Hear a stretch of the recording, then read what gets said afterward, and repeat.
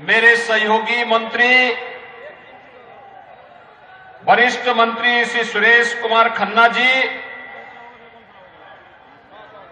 संदीप सिंह जी, श्रीमती गुलाब देवी जी, श्री अरुण सक्सेना जी, सरदार बलदेव सिंह ओलख जी,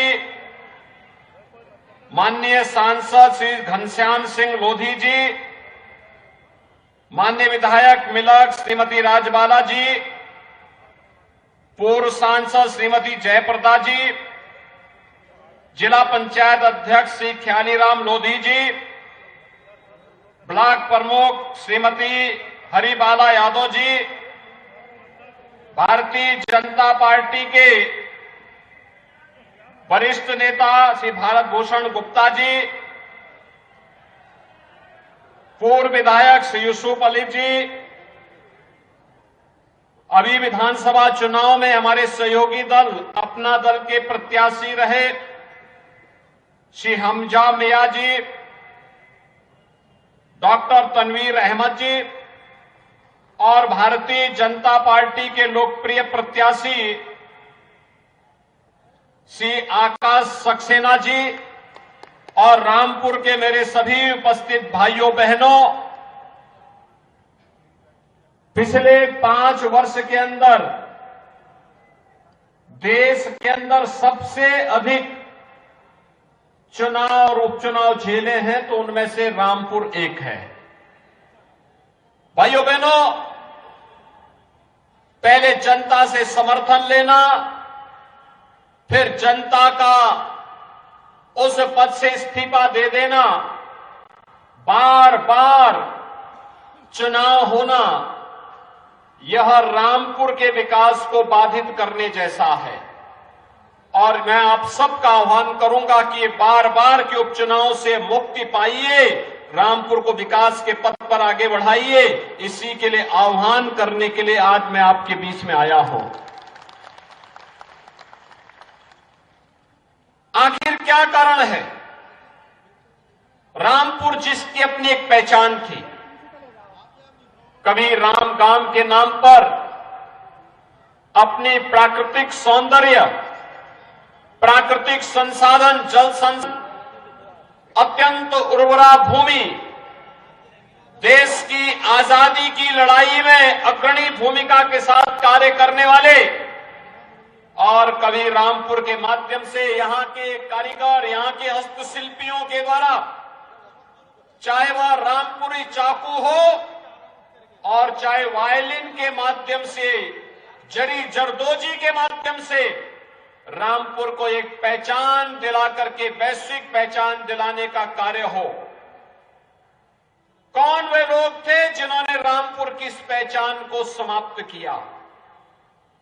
एक एक करके उसे इस पहचान से वंचित किया गया और रामपुर को चंद चेहरों के, अवसरवादी चेहरों के घरौदे में घिर करके अपने आप में तड़पता हुआ दिखाई दे रहा था। आपने पिछले 8.5 वर्ष के अंदर प्रधानमंत्री मोदी जी के नेतृत्व में केंद्र की सरकार को कार्य करते हुए देखा है और विगत 5.5 वर्ष के दौरान उत्तर प्रदेश में भी भारतीय जनता पार्टी की सरकार को कार्य करते हुए देखा है। कोई व्यक्ति नहीं कह सकता है कि शासन की योजना का लाभ चेहरा देख करके दिया है। हमने तो 2014 में ही प्रधानमंत्री मोदी जी ने घोषणा कर दी थी, सबका साथ, सबका विकास का। भाइयों बहनों, इससे बड़ा उदाहरण और क्या हो सकता है? कोरोना कालखंड में आपने देखा होगा, कोरोना कालखंड इस सदी की सबसे बड़ी महामारी कोरोना थी। दुनिया के अंदर लाखों लोग मर रहे थे। भारत के अंदर प्रधानमंत्री मोदी जी के नेतृत्व में पूरा देश उनके नेतृत्व में जिस मजबूती के साथ लड़ाई लड़ रहा था, इसलिए कोविड का मॉडल देने में सफल रहे। फ्री में टेस्ट करवाया गया, वह किसी भी जाति, किसी भी मत, किसी भी मजहब और किसी भी क्षेत्र का रहा हो। फ्री में टेस्ट की सुविधा उपलब्ध करवाई गई, फ्री में उपचार की व्यवस्था कराई गई और फ्री में वैक्सीन भी। ये समाजवादी तमाम प्रकार के झूठे अफवाह फैला रहे थे, लेकिन भाइयों बहनों, आखिर यही वैक्सीन कोरोना जैसी महामारी से बचाव में कारगर साबित हुआ और वैक्सीन फ्री में उपलब्ध करवाने का काम, डबल डोज के अलावा प्रिकॉशन डोज भी फ्री में देने का काम ये प्रधानमंत्री मोदी जी ने किया। और उत्तर प्रदेश में डबल इंजन की सरकार थी तो बिना चेहरा देखे डबल डोज राशन का देने का काम भी भारतीय जनता पार्टी की सरकार ने हर गरीब को किया। कोई ये नहीं कह सकता कि योजनाओं में कोई भेदभाव किया हो। 45 लाख गरीबों को हम लोगों ने अब तक प्रधानमंत्री आवास उपलब्ध करवाया है। 2,61,00,000 गरीबों को ग्रामीण क्षेत्र में, 10 लाख गरीबों को शहरी क्षेत्र में एक शौचालय उपलब्ध करवाने का कार्य किया है। 15 करोड़ गरीबों को राशन की सुविधा उपलब्ध करवा रहे हैं। 1 करोड़ वृद्धजनों को, निराश्रित महिलाओं को और दिव्यांग जनों को 12,000 रुपए महीने की पेंशन की सुविधा, 12,000 रुपए सालाना पेंशन की सुविधा उपलब्ध करवा रहे हैं। 2,44,00,000 किसानों को प्रधानमंत्री किसान सम्मान निधि का लाभ दिया जा रहा है। 1,43,00,000 गरीबों को हम लोगों ने अब तक प्रदेश में बिजली के फ्री कनेक्शन उपलब्ध करवाए हैं। और भाइयों बहनों, 1,63,00,000 से अधिक गरीबों को उज्ज्वला योजना के फ्री में रसोई गैस के कनेक्शन भी उपलब्ध करवाए हैं। कोई नहीं कह सकता कि किसी का चेहरा देख करके योजना का लाभ दिया गया है। जो उत्तर प्रदेश का नागरिक है, पात्रता की श्रेणी में आता है, उसके कोई जाति, कोई मत, कोई मजहब, प्रदेश के किसी भी जनपद का हो, हमने योजना उस तक पहुंचाने का काम किया, बिना भेदभाव के योजनाओं को उन तक पहुंचाने का काम किया। और भाइयों बहनों, उत्तर प्रदेश दंगा मुक्त भी हुआ है। दंगों में अगर एक पक्ष का जलता था तो दूसरे पक्ष का भी जलता था, एक का नुकसान होता था दूसरे का भी नुकसान होता था। हम लोगों ने तो कहा कि भाई प्रदेश को दंगा मुक्त करना है, कर्फ्यू मुक्त करना है, और दंगा मुक्त और कर्फ्यू मुक्त हुआ तो प्रदेश में निवेश आना प्रारंभ हुआ, प्रदेश में रोजगार मिलना प्रारंभ हुआ, लोगों के जीवन में परिवर्तन आया। आज इंफ्रास्ट्रक्चर के बड़े बड़े कार्य हो रहे हैं। पूर्वांचल एक्सप्रेसवे प्रधानमंत्री जी ने राष्ट्र को समर्पित कर दिया है। बुंदेलखंड एक्सप्रेसवे राष्ट्र को समर्पित हो गया है। गंगा एक्सप्रेसवे का काम, देश के सबसे बड़े एक्सप्रेसवे के निर्माण का काम भी उत्तर प्रदेश सरकार कर रही है। 6 एक्सप्रेसवे वर्तमान में बन रहे हैं। भाइयों बहनों, एयर कनेक्टिविटी बेहतर हुई है, रोजगार इससे सृजित हुआ है, ईज ऑफ लिविंग को हमने आसान किया है, हर व्यक्ति के जीवन में परिवर्तन लाने का काम किया है। 5 लाख नौजवान को नौकरी मिली। समाजवादी पार्टी की सरकार की तरह नहीं हुआ कि चाचा भतीजा वसूली के लिए निकल जाएं। आज तो प्रदेश का नौजवान होना चाहिए। उस नौजवान के साथ अगर कोई खिलवाड़ करता है तो उस खिलवाड़ करने वाले के लिए केवल जेल होती है, जेल, और पूरी वसूली भी होती है। फिर किसी गरीब के हक पर कोई डकैती डालेगा तो सरकार सख्ती के साथ कार्रवाई करती है। अगर अपराध और अपराधी के प्रति जीरो टॉलरेंस है तो भ्रष्टाचार और भ्रष्टाचारियों के प्रति भी जीरो टॉलरेंस की नीति के तहत सरकार कार्य कर रही है। और भाइयों बहनों, इसीलिए आज मैं आपके बीच में आया हूं। एक बार भारतीय जनता पार्टी को रामपुर में विजय बना करके देखिए। विकास के कार्य में अगर फिर कोई बाधा आती है, आप हमारे विधायक को, हमारे सांसद को पकड़िए, वे लोग कार्य कराएंगे। और अगर वहां पे भी कोई दिक्कत आती है तो मुख्यमंत्री का कार्यालय तो हमेशा आपके लिए खुला रहता है, उसका द्वार तो हमेशा खुला रहता है। मैं स्वयं भी आपके यहां आ चुका हूं। मैं लोकसभा चुनाव में भी आया था और लोकसभा चुनाव के बाद रामपुर वासियों के प्रति धन्यवाद ज्ञापित करने के लिए भी मैं आया था। जब आपने से घनश्याम सिंह लोधी को विजयी बना के भेजा तब भी धन्यवाद देने के लिए मैं रामपुर में आया था। और भाइयों बहनों, इसीलिए आज एक बार फिर से मैं आपके बीच आया हूं आपसे कहने के लिए कि जब योजनाओं में भेदभाव नहीं, सुरक्षा सबको, योजनाओं का लाभ सबको, प्रदेश में इंफ्रास्ट्रक्चर डेवलपमेंट का कार्य समान रूप से हो रहा है, विकास और रोजगार के लिए हर नौजवान को, हर व्यक्ति को अवसर दिया जा रहा है, हर बहन बेटी को सुरक्षा का समान लाभ दिया जा रहा है, उनके स्वावलंबन और उनके सम्मान की रक्षा की जा रही है, तो फिर ये भेदभाव कैसा? भेदभाव सरकार नहीं करती है तो मेरी अपील होगी कि हमारे प्रत्याशी को वोट देने में भी भेदभाव नहीं होना चाहिए।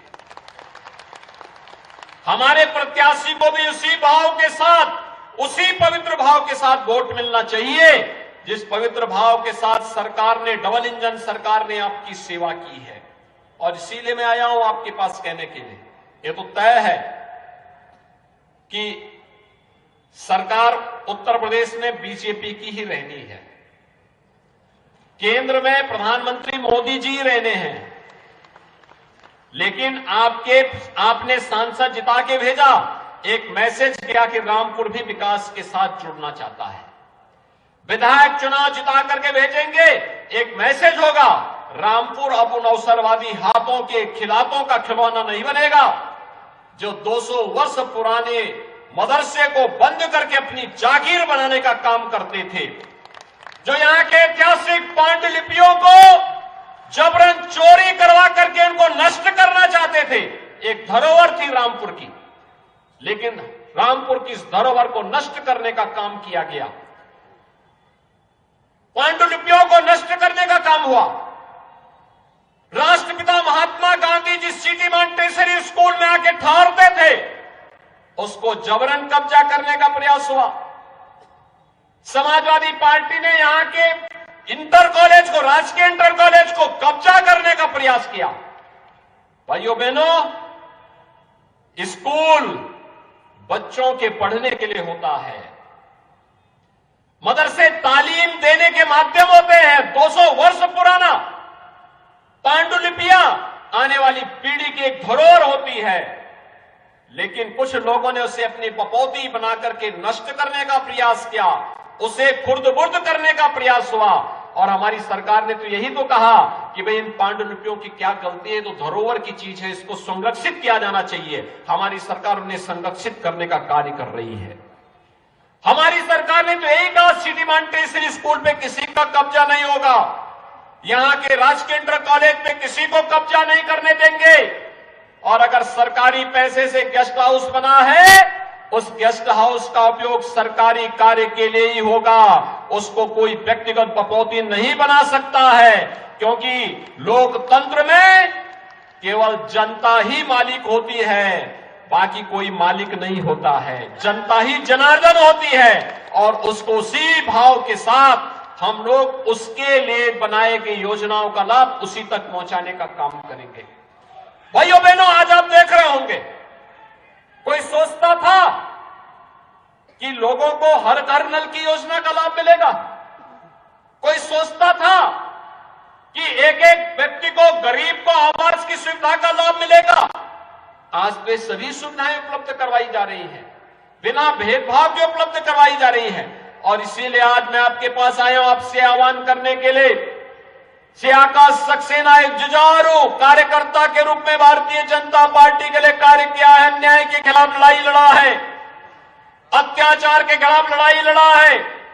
यहां पर गरीबों के लिए, दलितों पर, कमजोर लोगों पर, किसी भी जाति मजहब का रहने वाला कोई पीड़ित रहा हो, आकाश सक्सेना सदैव उनके साथ खड़े होकर के उस लड़ाई को लड़ने का काम किया है। और एक सच्चे नागरिक का यही दायित्व होना चाहिए, अगर अन्याय कहीं हो रहा है, उस अन्याय के खिलाफ आवाज उठाना। और भाइयों बहनों, उस आवाज को उठाने के लिए श्री आकाश सक्सेना लगातार काम करते रहे हैं। और इसीलिए भारतीय जनता पार्टी नेतृत्व ने सभी पदाधिकारियों की सहमति से हमारे पास अच्छे अच्छे कार्यकर्ता थे, लेकिन एक सहमति बनी कि आकाश सक्सेना को एक अवसर और मिलना चाहिए, क्योंकि जनता विपरीत परिस्थितियों में व्यक्ति लड़ा है, एक प्रतिष्ठित परिवार का है, अपना खर्च करके लगातार इस लड़ाई को लड़ करके आगे बढ़ रहा है, और वह आज फिर से जब उपचुनाव की नौबत रामपुर के ऊपर आई गई है तो उन्हें एक अवसर और मिलना चाहिए। भाइयों बहनों, मुझे आज आप सबके सामने बताने में कोई संकोच नहीं कि जो समाजवादी पार्टी के एक नेता लगातार आपके बीच में आकर के कह रहे हैं कि उनके साथ अन्याय हुआ है, मुझे लगता है इससे ज्यादा गुमराह करने वाला दूसरा वक्तव्य हो ही नहीं सकता। व्यक्ति के कारनामे उसको उसके कार्यों की सजा देती है। जिसने जो किया होगा वह फल भी भोगेगा। मामले न्यायालय में है, मेरिट के आधार पर न्यायालय निर्णय ले रही है, तो उसमें सरकार और पार्टी को दोषारोपण करने का कोई मतलब नहीं होता है। और मुझे तो कहूंगा मैं उनसे कि वे अपना स्वास्थ्य का ख्याल रखें। अनावश्यक रूप से क्यों बेकार जनता के सामने आकर के जनता को क्यों अनावश्यक रूप से, अगर ये संवेदनशीलता सरकार में मंत्री रहते हुए उन्होंने दिखाई होती, यहां के ईमानदारी से विकास में रुचि ली होती, यहां के प्रतिष्ठानों पर कब्जा करवाने की बजाय यहां के प्रतिष्ठानों के संरक्षण करने का दायित्व अपने ऊपर लेकर के बिना भेदभाव के हर नागरिक के सुख दुख में सहभागी बनकर के आगे बढ़ाए होते और अपनी जवान को भी नियंत्रित किए होते, तो मुझे लगता है कि बदजवानी व्यक्ति के लिए हमेशा दुर्गति का काम करती है। और मुझे लगता है कि यह आज भी हम उनसे यही कहेंगे। किस किस प्रकार के वक्तव्य निकाले जाते हैं, कभी बहन बेटियों के लिए, कभी संवैधानिक संस्थाओं के लिए, कभी प्रशासन के लिए, और ये तो समाजवादी पार्टी की हमेशा से नियत रही है। जब वो चुनाव हारती है तो पहले इलेक्शन कमीशन को दोषी ठहराती है, फिर वह ईवीएम को दोषी ठहराती है, फिर प्रशासन को दोषी ठहराती है, और फिर पुलिस कर्मियों को दोषी ठहराती है, लेकिन अपने कारनामों को कभी वे लोग दोषी नहीं ठहराते हैं। भाइयों बहनों, अगर अपने कारनामों को दोषी ठहरा करके जनता के सामने माफी मांगते, हो सकता जनता जनार्दन उन पर रहम करती, लेकिन जनता भी जानती है ये सुधरने का नाम नहीं लेने वाले हैं, सुधरेंगे भी नहीं, क्योंकि जिनकी आदत गलत हो चुकी होती है उनको सुधरने में भी मुझे लगता है कि बहुत समय लगता है, और वक्त सबको सुधार लेता है। और इसलिए भाइयों बहनों, मैं आज आप सबका अपील करने के लिए आया हूं कि आकाश सक्सेना आपके बीच में रह करके कार्य करेंगे। आकाश सक्सेना भारतीय जनता पार्टी के हमारे जनप्रतिनिधि और पदाधिकारियों के साथ मिलकर के यहां के व्यापारियों, यहां के उद्यमियों, यहां के हस्तशिल्पियों, यहां के कारीगरों, इन सब के साथ मिलकर के रामपुर को उसकी पुरातन पहचान दिलाने का काम करेंगे, विकास की प्रक्रिया को आगे बढ़ाने का काम करेंगे, और विकास ही परिवर्तन का कारक बनेगा। विकास ही हम सबके जीवन को स्वावलंबन की ओर अग्रसर बढ़ाएगा। विकास ही रोजगार का सृजन करेगा, हमारे इन नौजवानों के हाथों को कार्य देने का कार्य करेगा। और उसी प्रक्रिया के साथ जोड़ने के लिए आज मैं आपका आह्वान करने के लिए आया हूं। एक बार रामपुर में भारतीय जनता पार्टी को चुनाव जिता करके भेजिए।